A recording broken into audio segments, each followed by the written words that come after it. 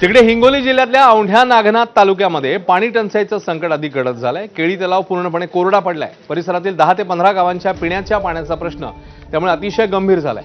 या तलावावर अवलंबून असलेल्या शेतकऱ्यांसमोरही मोठं संकट आहे। सिद्धेश्वर धरणातनं तात्काळ पाणी सोडावं या मागणी करता पाटबंधारा विभागाच्या कळव्यात उतरून जलसमाधी आंदोलन नागरिकांनी केले। यावेळी आश्वासन नको पाणी द्यावं अशा घोषणांनी परिसर दणाणून गेला होता।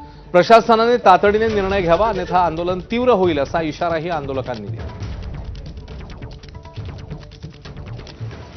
एकीकडे उन्हाळ्याच्या तीव्र झळा बसतायत। उन्हाच्या आणि ग्रामीण भागात पाणी टंचाईच्या झळा त्यामुळे तीव्र होत आहेत। परभणी जिल्ह्यातल्या जिंतूर तालुक्यात पाणी टंचाईची गंभीर परिस्थिती आहे। प्रशासनाकडून टँकरद्वारे पाणी पुरवठा सुरू आहे। जिंतूर तालुक्यातील कौसडी, वाघी, धानोरा, शेवडी या गावात सध्या पिण्याच्या पाण्याची मोठी समस्या आहे।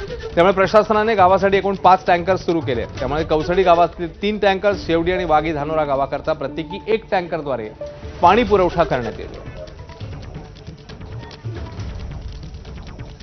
तिकडे सोनं चांदी दरवाढीचा फटका हा तुळजाभवानी मंदिरालाही बसतोय। महाराष्ट्राची कुलस्वामिनी आई तुळजाभवानीच्या तिजोरीत गेल्या वर्षीच्या तुलनेत यावर्षी